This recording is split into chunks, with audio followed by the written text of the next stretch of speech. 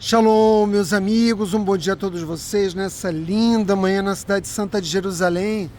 Eu estou aqui no centro da cidade e à minha frente nós temos um belo trabalho artístico que é uma representação do paraíso, do Gan Eden, por assim dizer, realizada por uma artista israelense de nome Marie Balan no ano de 2004. Me pareceu bastante providencial, a fim de podermos compartilhar um pouco mais da imensa sabedoria da Torá, ter ao fundo nada menos do que a imagem do paraíso.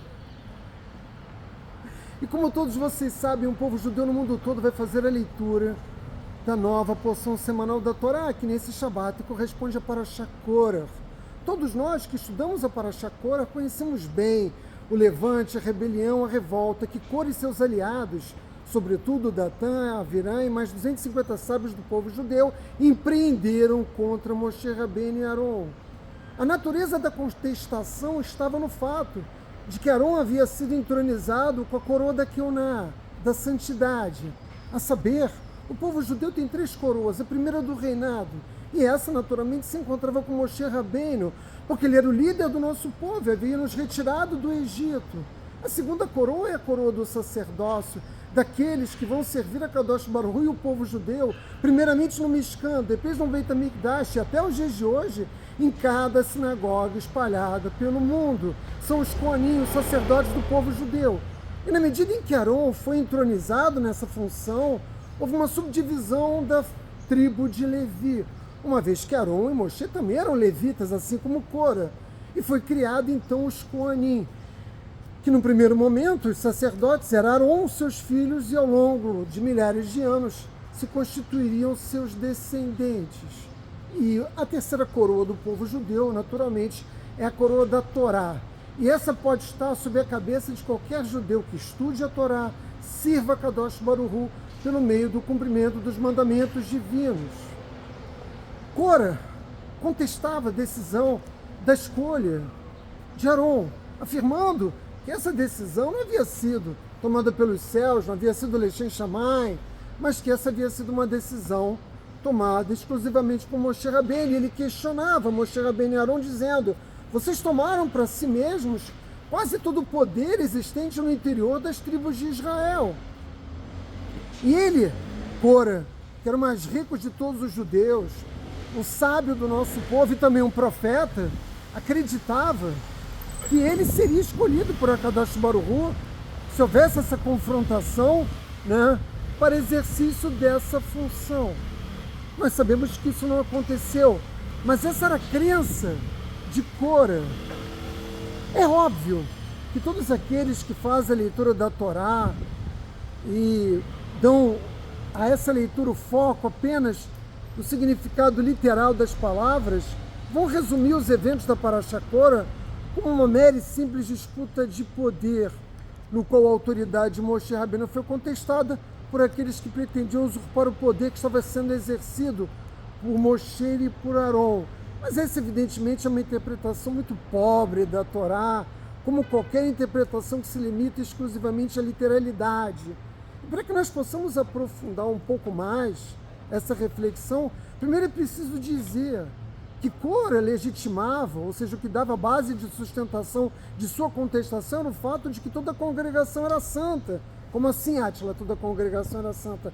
Afinal de contas, todos nós ouvimos as palavras do Sinai saírem da boca do Todo-Poderoso. Que palavras foram essas? Entre outras, a mais importante de todas: eu sou o Senhor, seu Deus. E a Kadosh Baruch Hu vivia no meio do povo judeu, no Mishkan, que se localizava justamente no centro das 12 tribos de Israel. Portanto, Korah dizia ele e seus aliados: toda a congregação é santa. Com que direito Moshe e Aron tomam para si todo o poder, ou quase todo o poder, existente no interior das tribos de Israel? E me permitam, então, fazer uma provocação para que a gente possa aprofundar a nossa reflexão. Afinal de contas, o que foi que Korah fez de tão terrivelmente errado para que ele acabasse sendo engolido por uma boca que a terra abriu?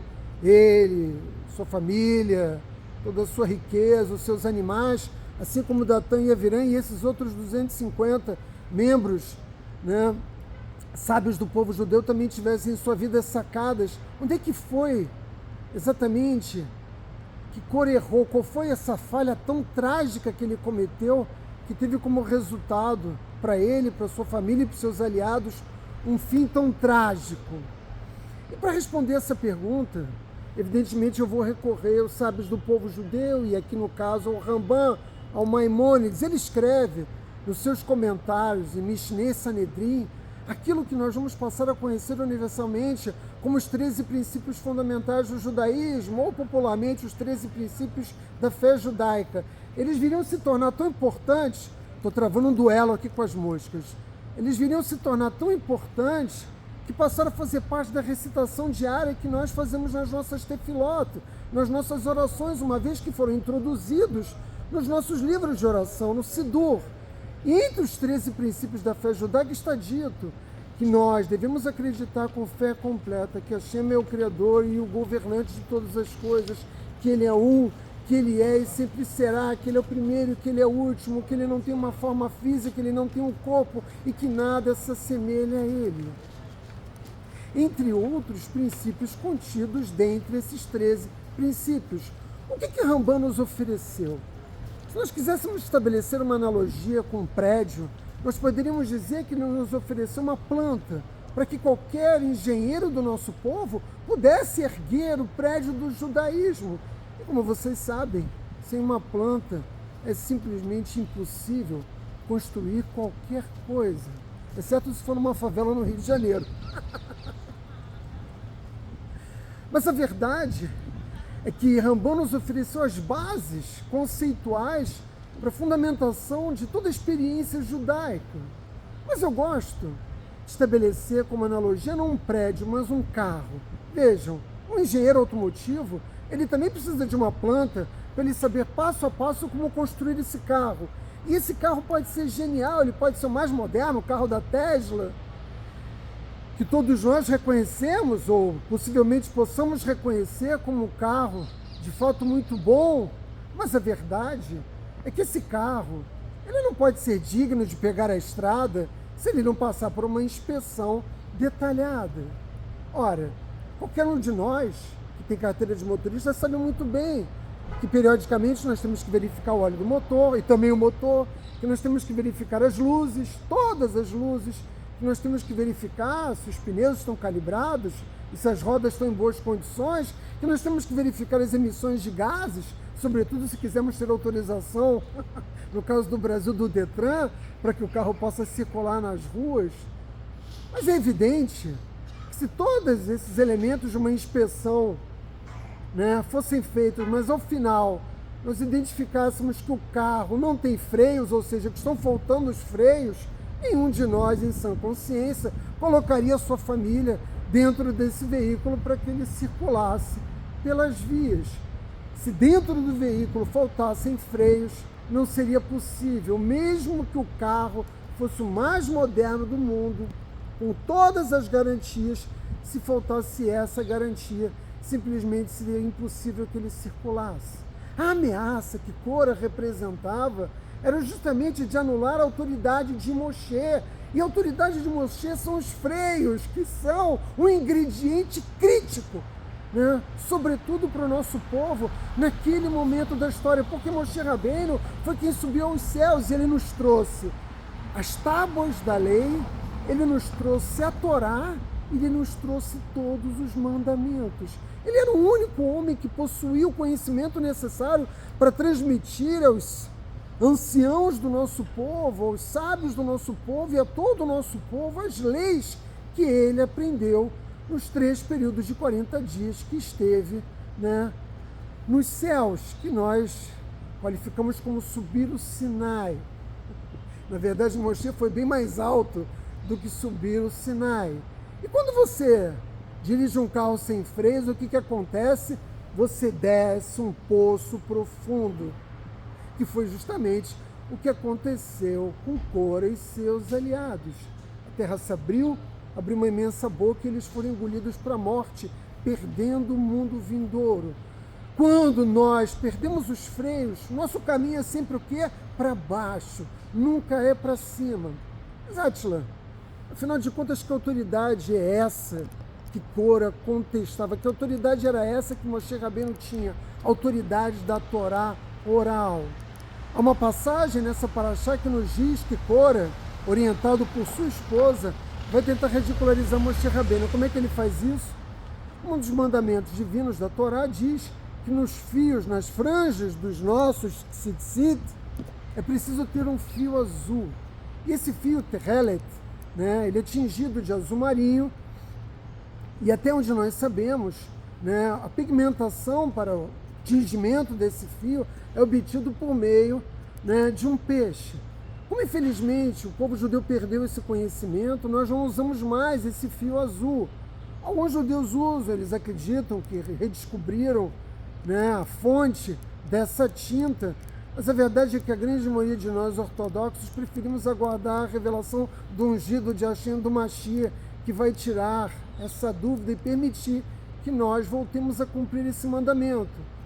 Mas Cora questionou Moshe, orientado pela sua esposa. Sua esposa disse a Cora: pergunte a Moshe se nós fizermos um talit, né, todo de terrelet, ou seja, ele todo feito de fios azuis, se nas franjas dele também são necessários ter um fio azul. E Cora fez esse questionamento na frente dos sábios do povo judeu com a clara intenção de ridicularizar Moshe. Ora, se todo o talit é feito de terrelet, por que ele precisa ter um único fio nas franjas? Só que Moshe Rabbeinu, que era os freios, que era o único que conhecia de fato toda a Torá oral, que significa na prática, né, o conhecimento necessário para tornar possível o cumprimento dos mandamentos divinos, disse sim, mesmo que todo o talit seja feito com fios de terrelet, ainda assim nas franjas é necessário que exista um fio azul, né, pigmentado, né, com essa tinta. E ele foi motivo de zombaria, Moshe Rabbeinu foi motivo de zombaria, embora ele estivesse ensinando regularmente aquilo que a Kadosh Baruch Hu esperava de cada judeu.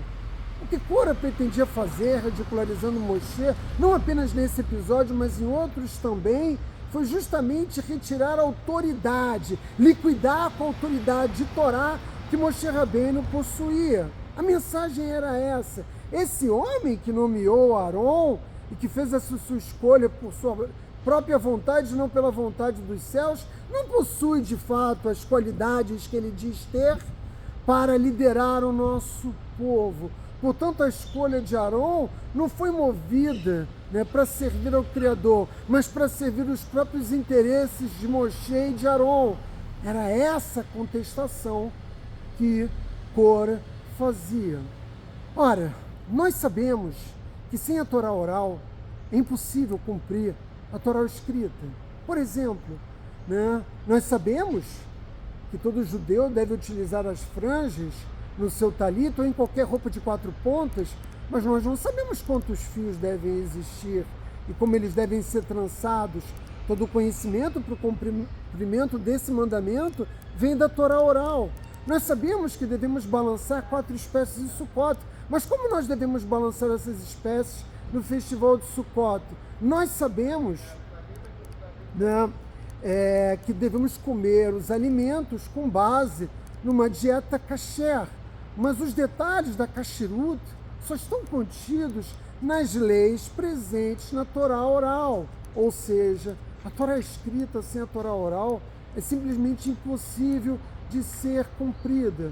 E o nosso povo, sobretudo depois do exílio babilônico, temendo perder esse conhecimento que foi sendo transferido geração após geração, de pais para filhos, dos mais sábios para os menos sábios, decidiu, ainda na Babilônia, produzir o Talmud babilônico. Nós temos 2 Talmud, um feito em Jerusalém, o Talmud de Jerusalém, e nós temos o Talmud babilônico. E o Talmud babilônico nada mais é do que uma forma de garantia de preservação das leis da Torá oral. Os nossos eruditos, né, compilaram no Talmud. Talmud significa aprendizado, né? Torá é instrução, Talmud é aprendizado. Esse aprendizado é fundamental para que nós possamos cumprir a Torá. De modo que grupos como judeus netzarim, judeus caraítas, judeus reformistas, judeus messiânicos, judeus samaritanos, eles não são nem nunca serão judeus. Eles são apenas, né, grupos que auto-reivindicam a Torá oral, que auto-reivindicam a Torá escrita, ou pelo menos uma parte dessa Torá escrita, em alguns casos nem isso, mas que não aceitam o conhecimento da Torá oral. E é preciso dizer que todos aqueles que se opõem à autoridade de Moshe Rabbeinu, dito de outra forma, a autoridade da Torá oral, devem ser destruídos. E foi isso que Hashem fez com Cora e com seus aliados. Qualquer tentativa de aniquilação da Torá oral significa a destruição da mensagem de Akadosh Baruch Hu no mundo, de modo que depois, né, do retorno do povo judeu à terra de Israel, vieram os comentaristas que ao lado da Mishnah, né, que na verdade é uma coleção de ensinamentos que foram compilados sobretudo por Yehuda Hanazi e que constituem o eixo central do Talmud. Depois viriam outros comentaristas, como o Rashi, o Tosafot, que são sobretudo seus discípulos, e tantos outros, como o próprio Rambam, que tornariam mais claro o cumprimento dos mandamentos divinos por meio dos debates travados no interior do Talmud para esclarecer a forma mais adequada do cumprimento de cada mandamento divino. Entenderam? Que aqui não se tratava simplesmente da contestação do poder de Moshe Rabbeinu para indicar ou não o seu irmão para o exercício da coroa da Keuná. O que estava em jogo aqui era o próprio futuro do judaísmo, porque ao desautorizar Moshe, você estava desautorizando a Torá oral. Você estava dizendo que aquele que havia descido dos céus, né, carregando com si todos os mandamentos divinos, podia escolher o momento em que ele dizia a verdade ou não, o momento em que ele fazia algo em função da sua conveniência ou não, e não a serviço do único e verdadeiro Criador. Então, esse que é, de fato, conflito que motiva essa rebelião, que motiva esse levante. As causas para isso são inúmeras. É preciso entender que essa geração já estava condenada à morte.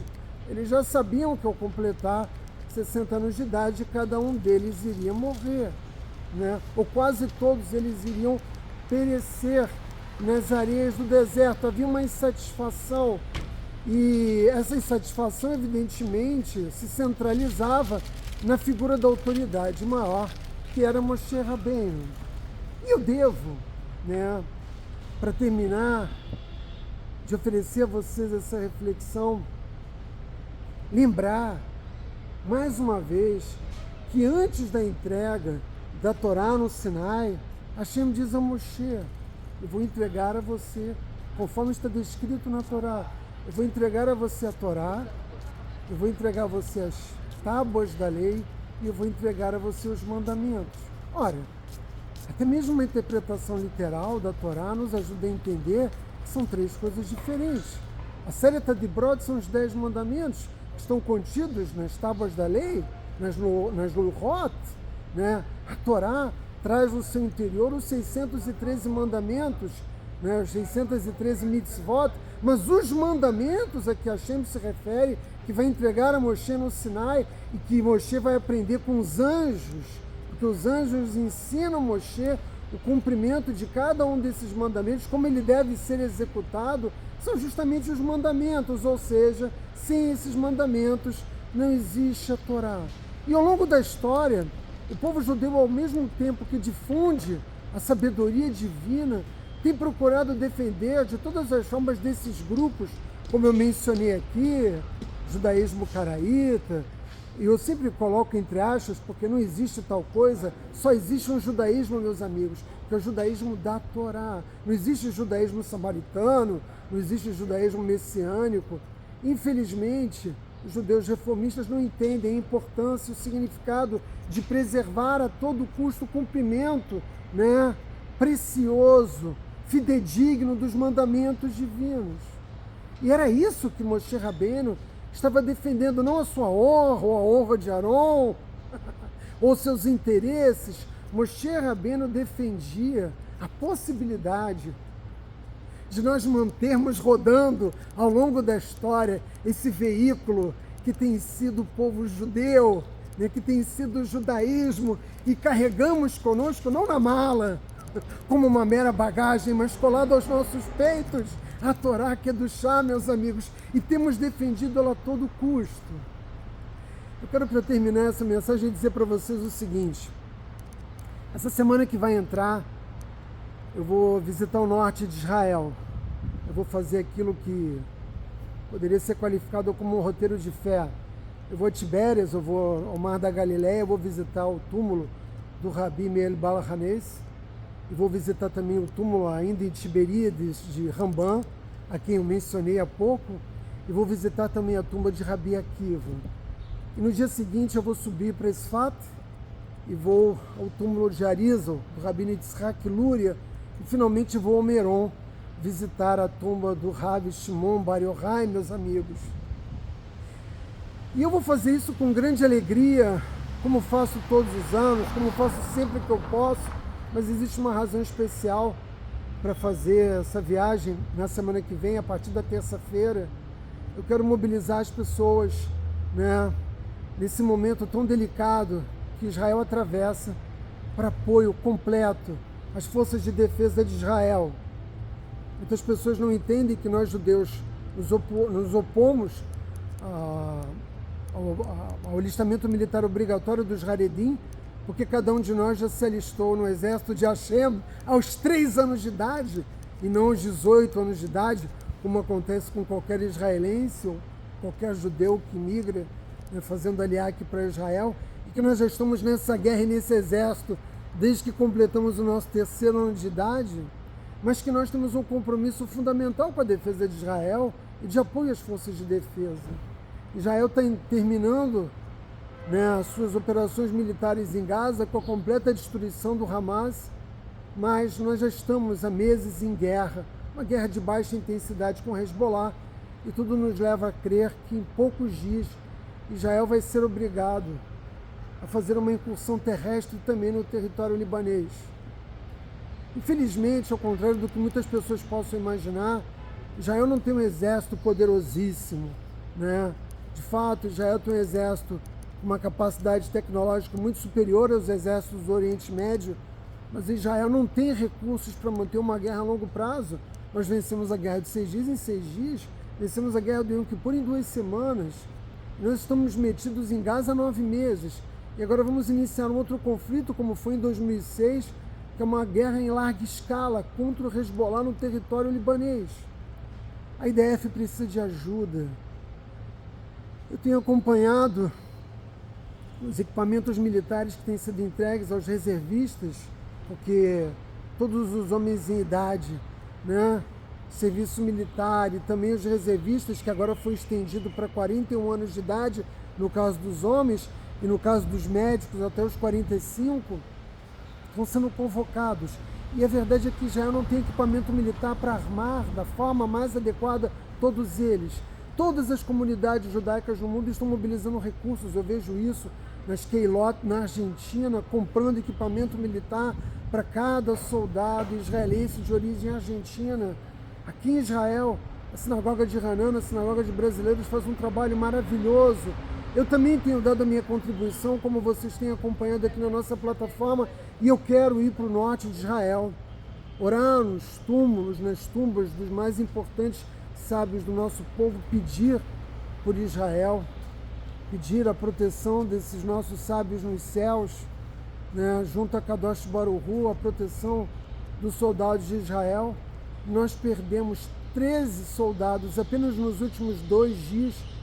Pérolas da Sabedoria Judaica no Facebook se transformou num verdadeiro obituário, porque nós fazemos questão de registrar cada morte de cada soldado, porque cada vida é importante para nós, e isso tem sido, evidentemente, motivo de grande consternação, indignação, revolta, solidariedade, né, de cada um de nós com as famílias enlutadas.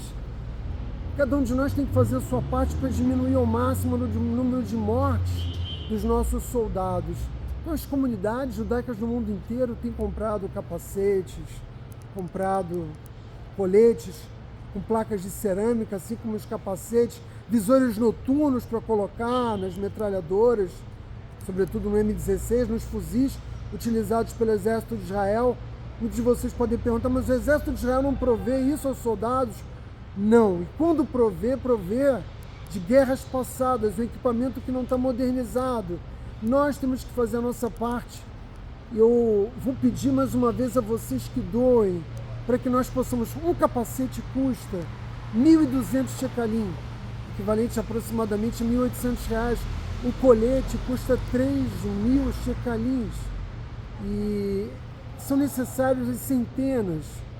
E eu quero que o Pérolas da Sabedoria Judaica dê também a sua contribuição para que a gente possa mobilizar os recursos para transformá-los em maior segurança para os nossos soldados. Eu, há uns meses atrás, realizei uma campanha de venda dos Teilim em português, os Salmos. Nós vendemos todos eles e com eles nós conseguimos comprar aqueles kits de emergência, lanternas, doces em Purim. Nós conseguimos trazer alegria para os soldados de Israel e também conseguimos ajudar eles de outras formas. E agora eu quero, reunir recursos para comprar também alguns capacetes, alguns coletes, alguns visores noturnos. E isso só é possível com a ajuda de cada um de vocês. Eu quero voltar à campanha com a venda dos Teilim e vou mandar dessa vez junto com o Teilim, o broche que representa, o nosso clamor público, pela libertação dos reféns. Nós temos ainda 133 reféns israelenses nas mãos do Hamas. E você, ao receber o Teilim em casa, vai ler, vai orar e vai usar o broche, dizer para cada pessoa da sua família, no seu emprego, no seu local de estudo, que você está comprometido com Israel, que você está comprometido com o povo judeu. Essa é uma forma de manifestação pública muito importante. Todos vocês sabem que nós atravessamos um verdadeiro cerco, no mundo todo, um cerco antissemítico, pró-palestino, contra a vida do povo judeu. E eu quero pedir a ajuda de vocês. Eu vou gravar no domingo uma outra mensagem num lugar muito especial aqui em Jerusalém, falando mais detalhadamente sobre cada lugar que eu vou visitar e mobilizando vocês para essa minha ida ao norte. Mas por hora, eu vou deixar registrado aqui no primeiro comentário, a venda dos Teilim, novamente uma nova campanha de venda de Teilim, para que a gente possa começar a reunir os recursos. E todos vocês que doarem para essa campanha que nós vamos fazer, eu vou levar os nomes de vocês com o maior carinho para as minhas orações nas tumbas de cada sábio do povo judeu, pedir pelo povo judeu, pedir pelos soldados e pedir também por cada um de vocês que generosamente apoiou e apoia o Estado de Israel e os nossos soldados, meus amigos. É isso. Shabbat Shalom.